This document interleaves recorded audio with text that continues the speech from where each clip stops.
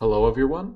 This is the Revolutionary Think Tank podcast. If this is your first time here, this is a podcast about political commentary, protest music, and revolutionary thinking. My name is 4AS, and this is my co-host, Mr. E. So, Mr. E, how are you going today?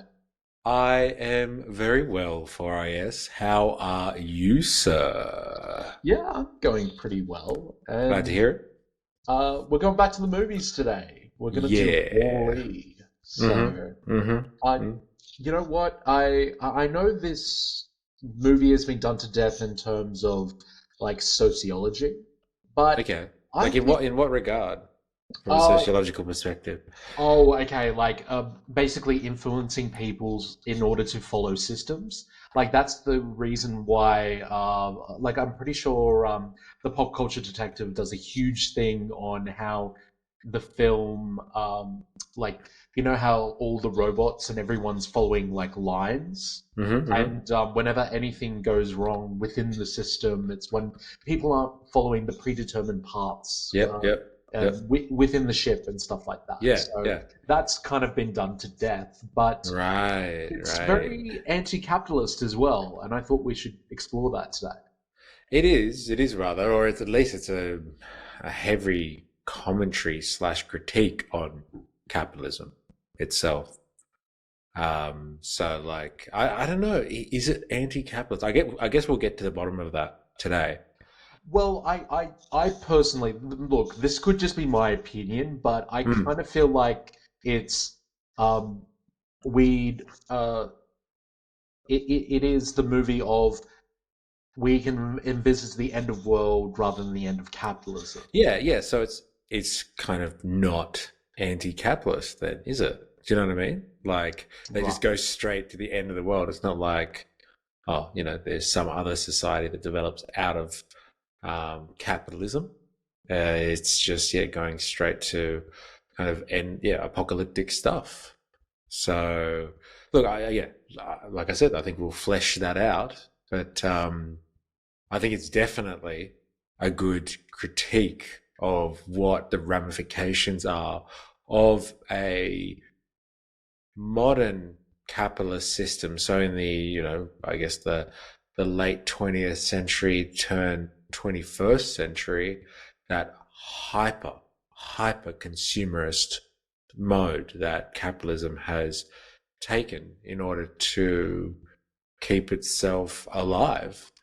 The fact of the matter is that Hmm. capitalism does produce a lot of stuff, and in order to keep profits alive, which keeps the whole system going, they have to manufacture markets. Hmm. Having markets is not enough. You need to make people want stuff. And, you can see it in the world around us today.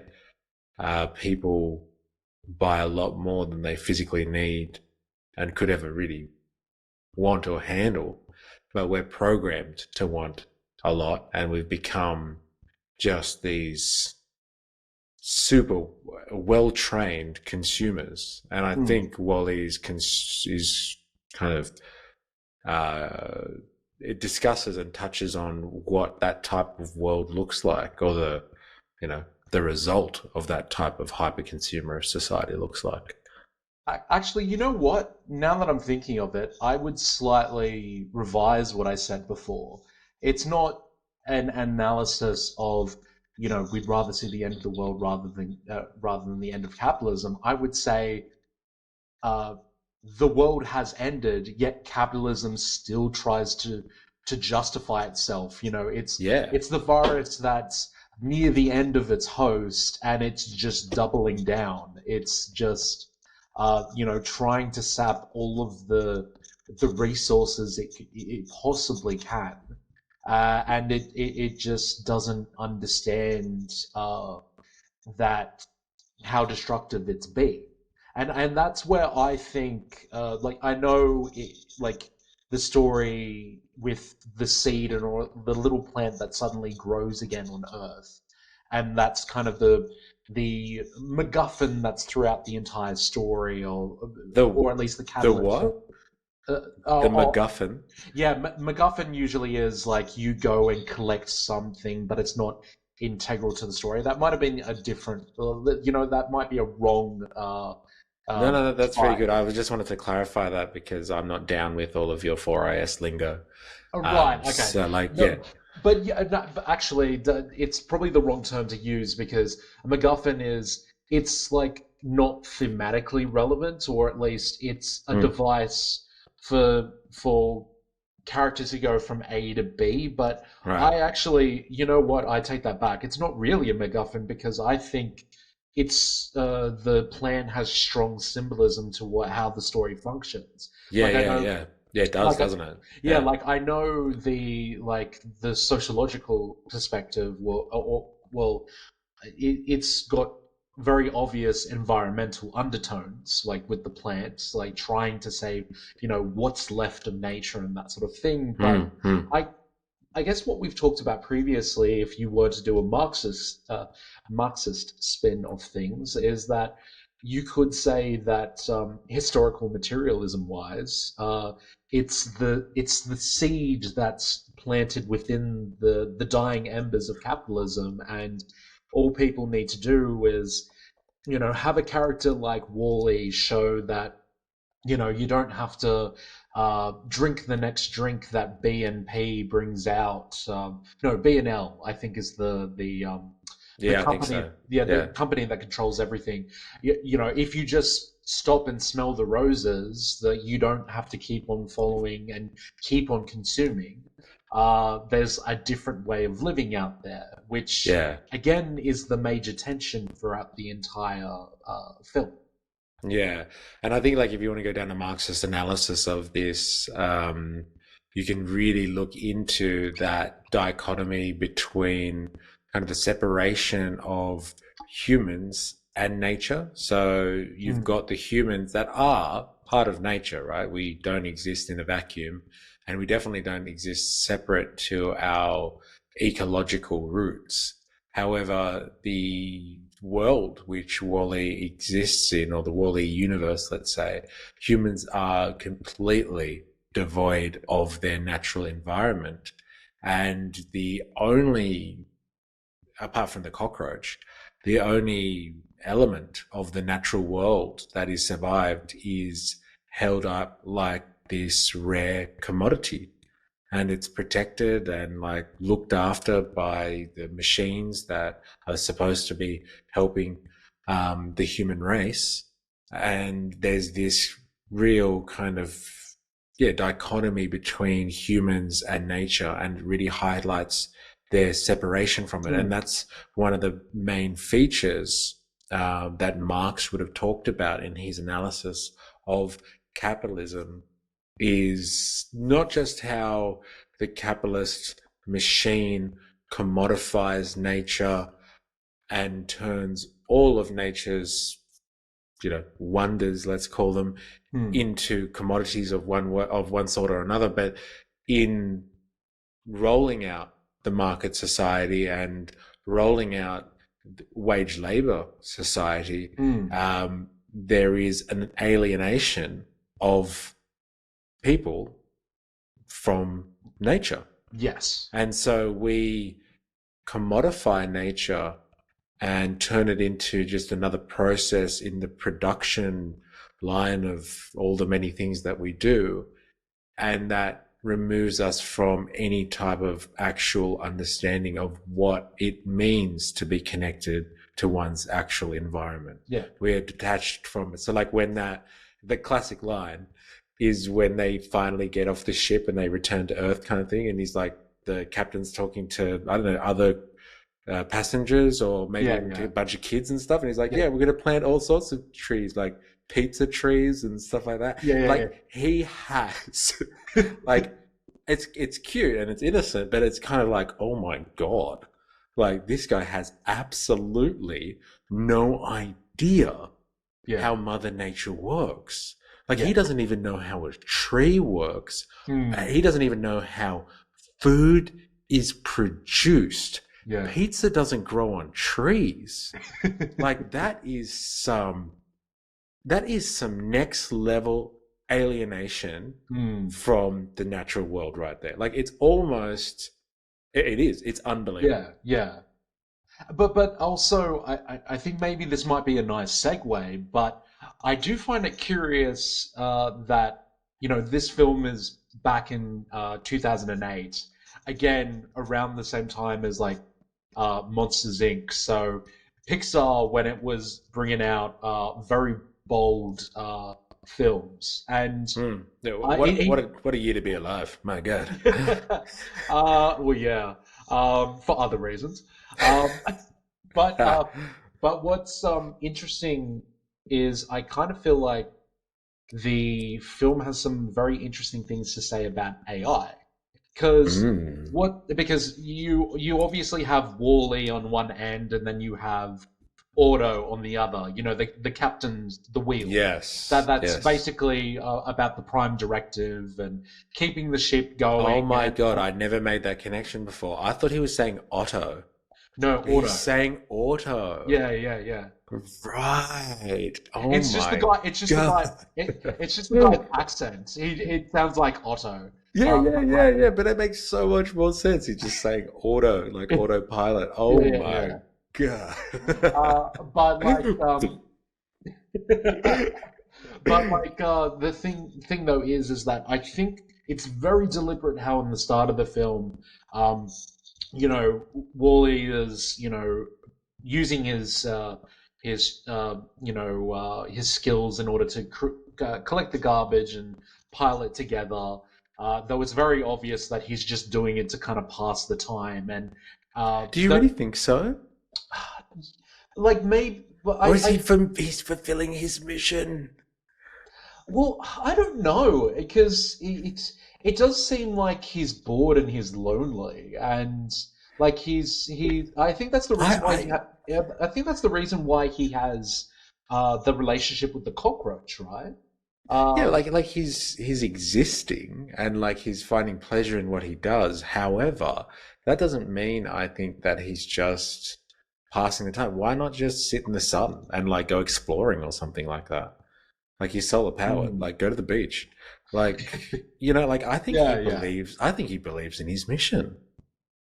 Okay, well, maybe he does. Let's go with that assumption. But what I found very interesting is, at least in the start of the film, we're shown, where he lives, and that he loves old school, like black and white musicals, Yes, and also yes, he's very inspired by these very over the top, emotion heavy like soap operas and musicals and stuff yes, like that. yes. And him being a very human esque AI is the antithesis of following the Prime Directive to Auto, and that Mm. the humans that are in the chairs, they're quite sedentary people on the ship, like their humanity is restored from them from a very human AI, and Yeah, yeah. it has something very interesting to say that, well, we can create AI in order to follow systems and follow directives like auto, or you can, talk, you can interact with your AI, and it can learn things from you, and you can learn things from it. Because basically Wally is a very human-esque like AI. Like he's the catalyst of a lot of people like getting back in touch with their humanity, whether it's or at least establishing their humanity. Like Wally wanting to hold Eva's hand, and Eva like suddenly realizing that just following the rules of returning the plant back to the ship, that may not necessarily be the right thing. And really, they kind of rebel against the system, and the Mm. system immediately tries to reject them and like detain them, etc., etc.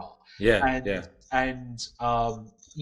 it's very clear in the story that Auto and all of the machines that are trying to just follow the Prime Directive are the antagonists in this story. So Yes. if we train AI to be like Auto, then we're not going to have a good establishment for a society. However, if we talk and we interact like a Wally, then maybe together we can build a better society. Yes, yes. And yeah, I think you're right. They spend a lot of time humanizing Wally.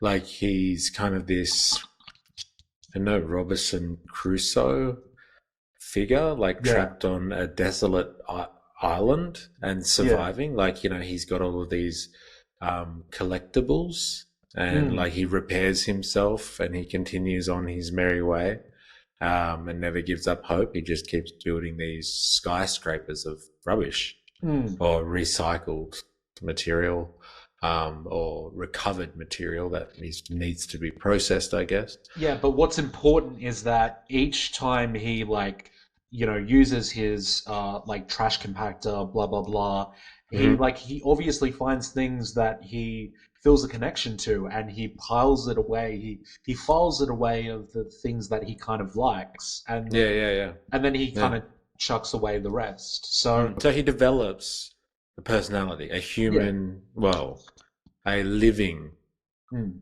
personality, as opposed to a prefabricated personality that you mm. would give to an AI like ChatGPT when you ask it how it's going and it tells you some, pre-recorded style of message is different to if you asked Wally how he's going. Yes. You know, he'd probably say something like, "Yes, I've watched an interesting old film today, and this is my favorite song. Let me show you how I dance." Yeah, yeah, yeah, pretty Um, much. yeah, yeah, yeah. And like that's interesting how what you were saying before, how there is then the kind of the relationship between a humanized AI and obviously the dark side, which is the very rigid, and potentially nefarious AI in Otto, or Auto, Yeah. as I will now start to call this robot, the steering wheel, the helmsman. Um, and so that style of, artificial Mm. intelligence is demonized heavily in this movie because it is following its true function. It's doing what it's intended to do. Mm. However, it is deceiving mankind, where there Well, is no deception in what Wally does. Wally is one that is awakening yes. mankind because every time he comes into interaction with a human, they wake up from their little world and they start questioning their reality and start paying attention to the world around them for like the first time ever, it seems, in their existences. I would actually take it further though, because um, Auto is he's in defense of the status quo because he got his secret little tape from Yeah, like David the the David CEO. yeah, Yeah, the yeah, David Hasselhoff CEO being yeah. like, no, we've completely destroyed Earth. Like I know we said that we Yeah, were but like gonna. he's deceptive though. Like Yeah. this auto is like he didn't tell the captain, "Oh, we've received this transmission, so like we're not going back to Earth." Like the captain's still floating around out there, thinking that at some point they're going to have to return. That's what the plant Yeah, does. yeah. Yeah, Yeah, yeah, because like the official story is like, oh, once Earth suddenly develops the ability to grow life on it again, then you can come back. And yes, Auto does keep that information from the captain, but also multiple generations of the captain. yeah, So, yeah, yeah. That so that's and that's you can definitely give a Marxist critique of that. That the technology in the capitalist kind of system is so advanced now that it renders large sections of the population redundant hmm, and then supplants them almost. And that's the point in which we are at the moment. Like capitalist production and the productive forces have become so accentuated that there is now an actual rift between the worker and the machine. Before, like you always had a relationship between worker and machine because even if people were just minding machines, they were still necessary in the process. The rise of AI definitely creates a distinction between humanoid worker and technological worker. There is now almost no need for them to work in some type of symbiotic relationship anymore. Well, almost to a point where I kind of feel like Wally as a character is the antithesis of alienation because he is Yeah, that's what I'm literally, saying. He's yeah, awakening people to their humanity yeah, yeah, and their connection with the world. yeah, And like he's literally bringing nature back to them. He's the protagonist and the hero at the end of the day, not Eva. Eva does her job, but like at the end of the day, it's Wally who saved the plant and brings it back to humanity. mm, So yes, he is the antithesis of alienation. And I think that alienation, in terms of Marxist theory, is something that has been completely lost from the mm, conversation. It's not something that gets talked about anymore in terms of a critique of capitalism. It became taboo to talk about that, I think, in like maybe after World War II, with the rise of the New Left, yeah, especially when Marxists were kind of trying to reinvent themselves, I guess, in yeah, the wake of the World War II and the destruction. There was a rejection of the idea of alienation, yeah. but like it was integral Marx. But like again, I kind of feel like it's fascinating that a humanized AI, uh, who everyone he interacts with, he breaks their alienation or at least their life where they're stuck in autopilot. Because that's essentially why the lines are really important. Because like people are going about like, oh, what's in fashion right now for BLNL is the blue drink, and then all of a sudden there's advertising for the red drink. Oh, let me Yeah, just punch yeah, in a number and I'll suddenly have the red drink. And yeah, oh, looks like green is in fashion. Let me just quickly change my clothes with a click of a button, and I'm just like everyone else, yeah, yeah, following the yeah, yeah, latest trend. And then yeah. Eva and Wally are like kind of flying outside, and then um, I think like two of the characters that we get to know, I can't remember their names off the top of my head, but it's like a man and a woman, and they look that all of a sudden they look outside and they see them flying everywhere, and uh, and then they're kind of broken from the system like just for a moment, and they they're like, oh well, They're what? unplugged. Yes, exactly. And I think there's some sort of situation where they like somehow fall on top of each other, and then for Yeah, yeah, and yeah. then for the rest of the film, you always see them together. Well, Like isn't that. it like there's like one of those robots that go rogue that like get off the line or something like that? One of those things happen and makes them run into each other? Or Um, Wally? No, no, Wally's outside. So no, no, like no. something happens which makes them run into each other somehow. They collide, right? And Um, they look out the window or something. Well, yeah, because like Wally's using an extinguisher in order to fly across, and Hmm. Eva's kind of just flying about. But wait, are you referring to Mo? Because Mo's the cleaner guy that Yeah, yeah, when yeah, yeah. Wally goes around, he's like, "Oh, well, like what's this mess?" And he's Yeah, like yeah, trying to yeah. clean up after him, and that's like the running motif of the thing. Yeah, and he But breaks the line to clean up, right? yeah, yeah, He yeah. leaves the line. Yeah, yeah, yeah. Like he's the Hmm. one that's like always trying to get Wally back into position, kind of thing. Yeah, And yeah. But like in doing so, he liberates himself. um, does Mo? I don't think so. Like I think he's like a late adopter of this like new line of thinking. I don't think Mo eventually gets like woken up or anything like that. He, in order to clean up after Wally, he has to leave his own line, doesn't Oh he? yes, no, he does. Yes, actually, no. Thank you for Like, that. cause He he like does. kind of looks Yeah. down and he like kind of jumps off it to like kind of be like, and like run after him. Mm. And like it's like a conscious decision. You can see he's making a call. Yes. No, no, actually, no, thank you for bringing that up. Yes, he does leave his line, and that's when the system starts to snowball into chaos kind of thing. And um, Anarchy. yeah, yeah.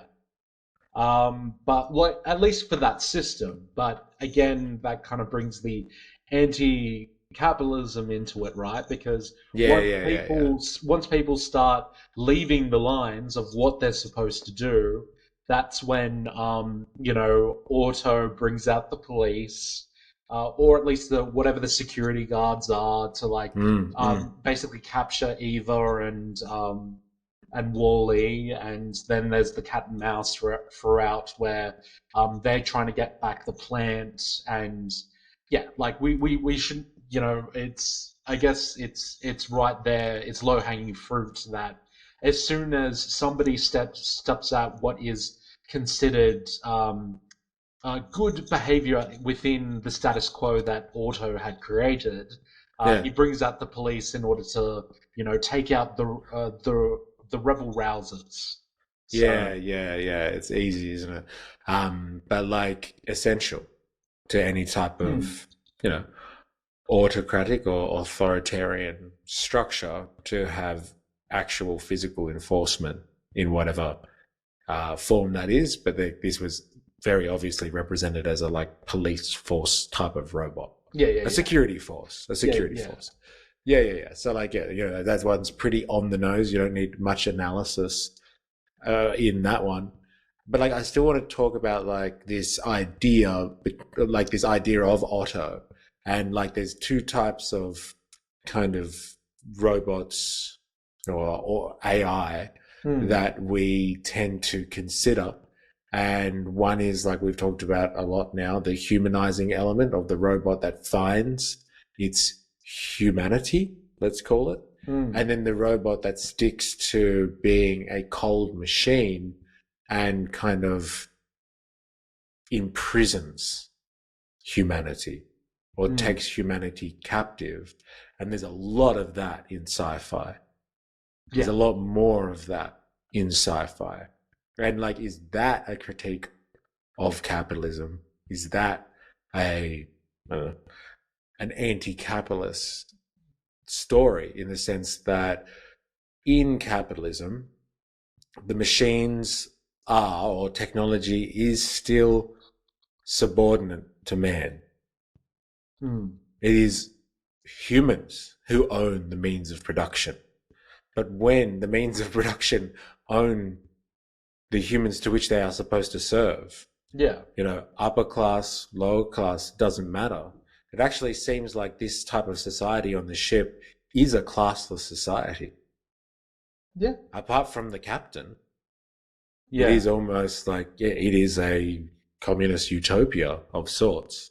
And it's the thing that the right wing are always, you know, warning us about, like, communist society would mean, this and this and loss of your identity, and you'd be trapped in a police state, and, all the usual kind of propaganda. But like, they do live with all of their wants and desires catered for. hmm, So like, everything is provided for them, for each according to their needs, and from each according to their ability. They don't really have to do anything because the robots do everything. So like, does the idea of having this authoritarian or this evil hmm, robot that controls, or technological apparatus that yeah. controls and imprisons humanity, is that an anti-capitalist story in itself? It's just a horror story.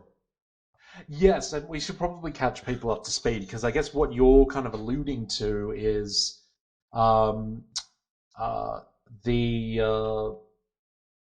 the idea of transnational corporations, which really what BNL is in this, is that they already exhibit behaviors that are like planned economies, like nation states, and that, all we have to do is analyze these transnational corporations to see that planned economies are actually possible, which is, I think, what you're alluding to, correct? Well, I was more talking about the actual technology itself taking over.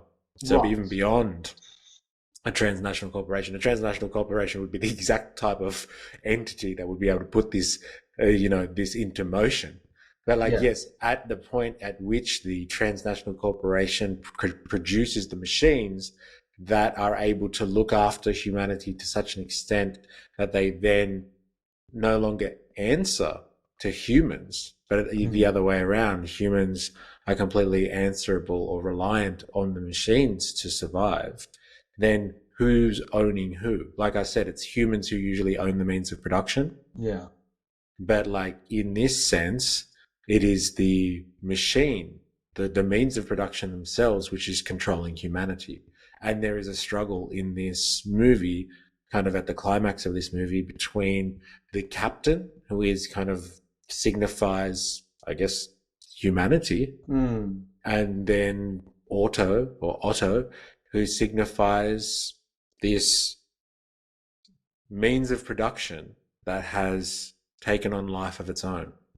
It's Yeah. evil in this story, but Yeah. like it's supposed to, this is a struggle between old life or old money and Yeah. new money. Well, yeah, because I think once we are introduced to the ship, it's very obvious that the captain is coddled by Otto. Like I think he wakes him up when Otto needs to. He gives him his coffee, he gives him his food, he gives him basically everything. And well, Otto's on autopilot because like he has all the systems, he knows exactly what he needs to do, and Yeah, it's he like even complains to Oda at the start, and he's like, "Oh, why didn't you wake me up earlier? Like the morning message is like the one thing that I do around here." And he yes, gets upset at Odo because yeah, Odo didn't wake him up yeah, yeah, for it. yeah, So because like that's the thing. Like Odo is even like it's not just Odo. Like if Odo was really Odo, he would have woken him up routinely. mm, But for some reason, and I think that's a telling sign, and they obviously put that in the storyline to to make you question it. Is yeah, yeah, Otto really just autopilot, or is he sinister? mm, yeah, Because like there's like one thing left for the captain to do, and he's almost trying to deprive him of that right. He's slowly eaten away at all of the captain's liberties and responsibilities as a human, mm. and now he's almost left with nothing to do at all. You know what? You do raise a really good point because, like, I think it's very deliberate that scene where you're shown, the lines sorry, the photos and photos of captains and captains where Otto's always in the background, and it's very Yeah, possible that's that right. it's Yeah, very possible that the first captain like basically did everything, and yeah, Otto was yeah, probably learning from him. Yet the latest captain is so coddled because Otto's yeah, yeah, just yeah. taken slice of power after slice of Flight of power power. after Yes. taking responsibility after responsibility that Yep. he's complaining about doing the morning message. He's not complaining about, hey, where do we have to go to next? Yeah. You're my autopilot. Thank you Yeah. for covering for me while I've been asleep. But Yeah. I'm going to take over driving the ship now, and I'm Mm, going mm. to where like what are the meals that we have to organize for people, blah blah blah. Like it's all the machines that take care of that. Yes. And Yes. And have like over time yeah. started taking that away, and like you can question whether that is an actual plot by Mm, these evil machines that are, like you said, they're AI, they're a different form, or they represent a different form of intelligence in the storyline to Wall-E, because it's not the human element that we can relate to, but like the cold heartedness of a yeah of an emotionless machine that potentially, yes, has a hidden agenda. And maybe that is the agenda of Otto. Like now it knows that the ultimate objective has been relinquished. What else is Otto going to do but like basically make humans obsolete? yeah, that and keep the status quo, which for him I feel like is just keeping existing because really Yeah, yeah, yeah. if and really that's the reason why the plant suddenly becomes a threat, and he's like Yes. he's like trying to get rid of the plant because if the ship goes back to Earth, then suddenly he has nothing to do and he has no reason to exist anymore. So Okay. that Okay. So that's a really interesting point. So at some point, then there is a human element to Otto, because Otto is now a I don't want to say life form. Okay, a level of consciousness that is self-preserving. it is worried about an end to an existence. Like my toaster doesn't worry if I unplug it and put it in the cupboard for it never to see daylight ever again. Yeah. But Otto would is worried about being replaced, and that plant symbolizes potentially life after the ship. Well, it does, and that's what happens at the end of the story. It's life after the ship, The and ship. but what's very interesting though is, oh, I've completely forgotten what happens to Auto, but like all the other robots, like they at least are able to detach themselves from the ship, where I don't think Hmm. Auto can. So No, no, but I think they like kind of turn auto back to its default settings. So like, you know how no, we okay, talked about how he's kind of progressed yeah, after every captain and slowly eroded away all of their liberties and responsibilities. Like it kind of gets, yeah, he kind of just goes back to just being an autopilot as opposed to an right, autopilot that's developed over whatever hundreds of years it is to turn into this, you know, controlling entity. Kind of like Wally has mm, developed over hundreds of years, but like they've taken very divergent paths to one another. Wally's been left on Earth and kind of become attuned to life alone and kind of treasured whatever life and beauty was left on the planet. Whereas Otto has been kind of left alone with the human race that has slowly devolved into these pretty useless beings, mm, these sacks of life, these potato sacks kind of thing. And he's just kind of the farmer that looks after the potatoes, right,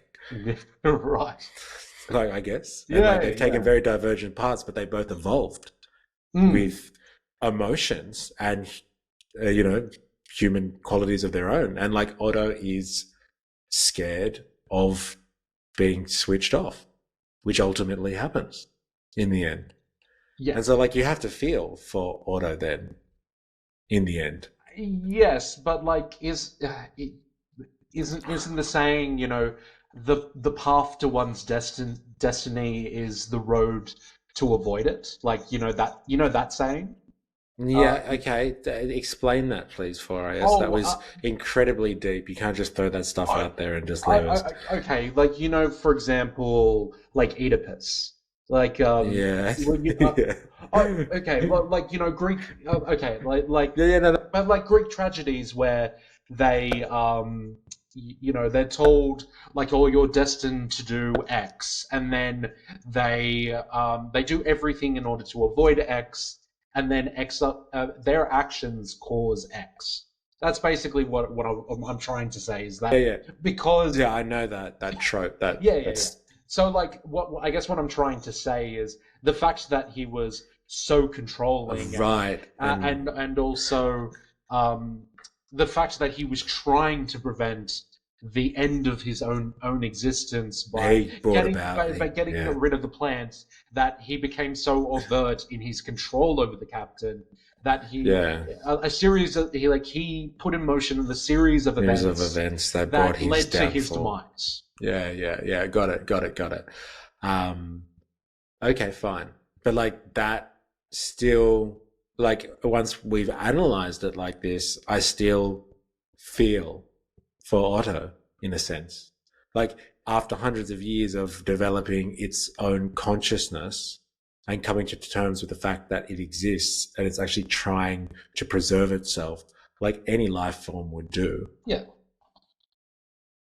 he's brought about his own destruction. It's tragic, yes, but like it's still upsetting in yeah. a sense that like he struggled to the nail at the end there to keep himself alive, Well, yes, and he dies effectively. but I guess Wally and Auto being the foil for each other.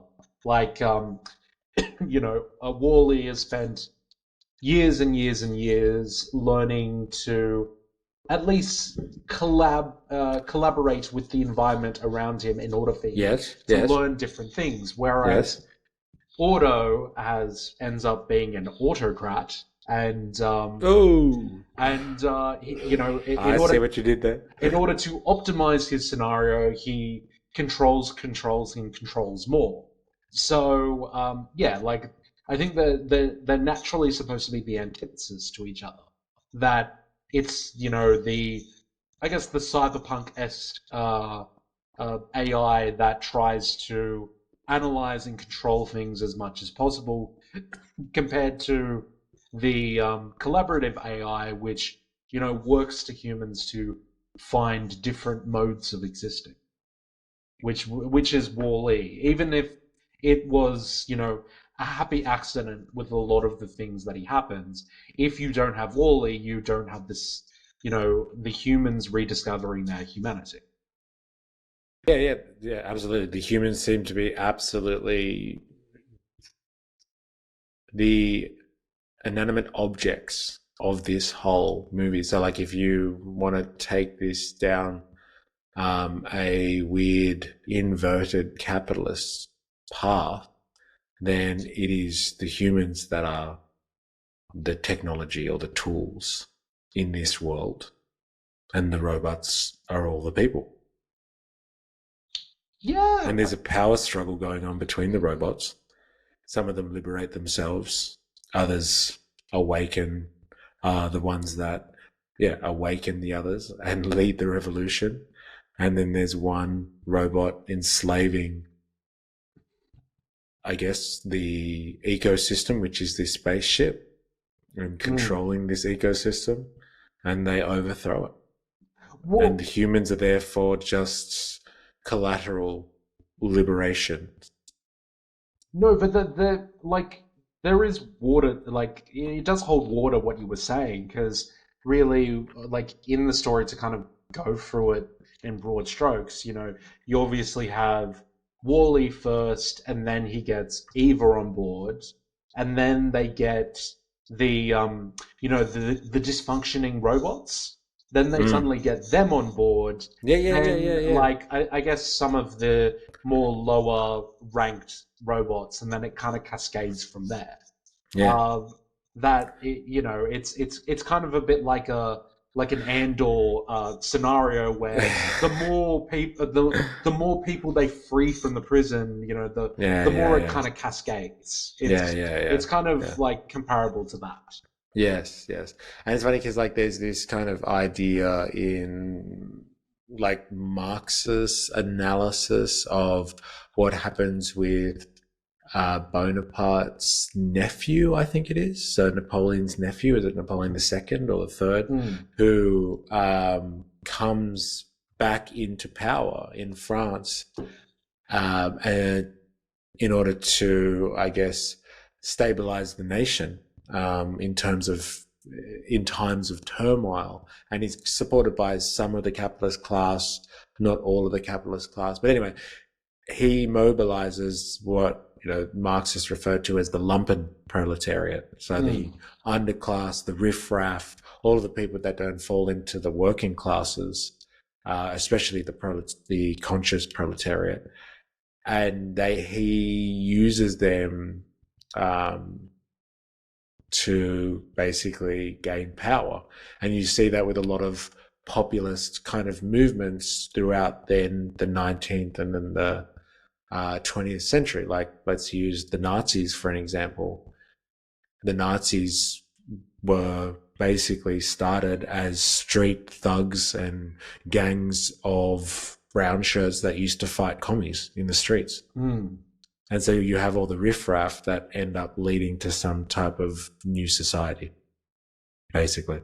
Right. And so Wally is kind of a Bonapartist, we can say, that gets together all of the riffraff, so all of the dysfunctional robots, the ones with problems, leads them out of their lines and out of their little prison cells and stuff like that. And then Mm, they wage a war against the system within the ship right. and help him liberate humanity and bring life back to Earth. So like there's a bit of populist struggle in that. And like Marx did analyze that a lot when he was looking at the history of what happened in France and like commenting on that for Right. his kind of analysis of revolution, basically. Mm. It's Yeah. interesting. No, no. Um, So Wally is a populist leader from planet Earth, a populist leader of the machines. I have lived amongst the ruins of planet Earth. I come to liberate you on the spaceship. You know, he is their populist leader. And he is. And he wakens a lot of people up. And a lot of people love him. Hmm. Even though he's monosyllabic, Yeah, even though it doesn't matter. He's got star power. Like, how many people, how many humans in that story turn around and be like, "Hey, it's Wally. Like, yeah, it's yeah, that yeah, guy. It's yeah, that recognizable robot." Like, yeah. God, I love that guy. I get behind that. Okay, yeah. You know what? I felt like this was a good discussion.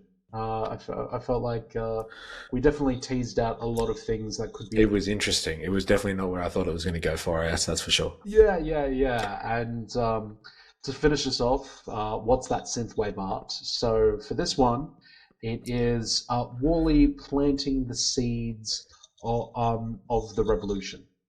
Oh, is that what the prompt was? Yeah, Wow. So that's what revolutionary seeds look like.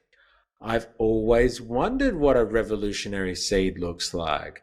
All right. yeah. It gave us mushrooms for some reason, but like, yeah, Yeah. okay, Yeah, let's take that. I like that because like mushrooms are lysergic, I think is the name. yeah, Now, lysergic means that like, if you've ever seen like after it rains, mushrooms flourish kind of thing, but then you get like a couple of sunny days in a row and mushrooms kind of just turn like into these black, shriveled, dead looking things that yeah. like look like they're literally just gone through some type of a forest fire. Right. But lysergic is actually a dormant state. So those black things that you see, if it rains again and gets really like kind of perfect conditions for the mushroom, they just turn back into mushrooms.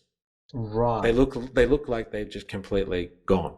Like there's no hope for them at all. They've been burnt out and they're empty husks of what used to be luscious mushrooms. But that's a state of theirs that they go back into, they retract into this state in order to come back to life again at another state. They look completely dead and shriveled and void of any life, but they are ready to spring back once the conditions are right. So Right. maybe for AS, the AI is really onto something. Maybe that's what the symbol of the revolution should be, a mushroom. Right. So it's the specter that haunts the Flora Kingdom, is it? Yeah, well, yeah, because like it looks like it basically looks like it is dead. Like it literally dies, but has the ability under the right conditions to spring back into life and So take over at any point. so long live the mushroom revolution, huh? Long live Wally over there planting mushrooms as a metaphor for the coming revolution. Thank you, Wally. Thank you, AI. The AI is just getting better and better. Like, I guess that's what AI does, though, isn't it? It learns from us, apparently. Apparently. Oh my God.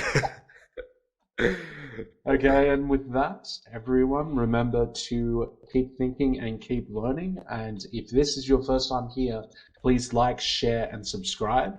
And I will now hand it off to you, Mr. A. Thank you very much, 4AS. And to reiterate, please like, share, subscribe for more. For all of you out there, don't forget, I am, you are, we are a mystery.